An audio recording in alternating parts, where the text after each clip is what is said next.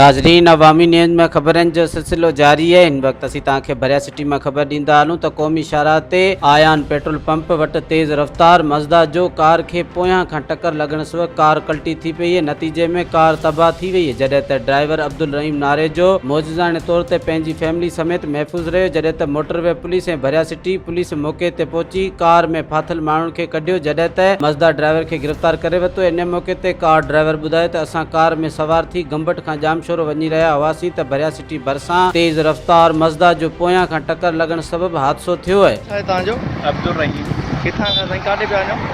गंबट खां असां जामशोरे पिया वञूं। अच्छा, कीअं हादसो पेश आयो? असां रोड सां पंहिंजे हथ ते वञूं था त मज़दाह वारो टच थियो थोरो। अच्छा, असां साइड ते करण जी कोशिशि कई त हुन ॿीहर पोयां गाॾी लॻाई। अच्छा, 3 दफ़े खां पोइ गाॾी कंट्रोल खां निकिरी वञी हेठि किरी पई। हा, असां अञा साइड ते थियासीं त भला निकिरी वञे। अच्छा, हुनजे बावजूदि हुन टियों दफ़ो टच कयो, उन खां पोइ गाॾी कंट्रोल खां निकिरी। सही, माण्हुनि जो बचाव थी वियो? माण्हुनि जो बचाव सां धक लॻाइनि पर सुका आहिनि, त भई रस्तो निकितो आहे त जेके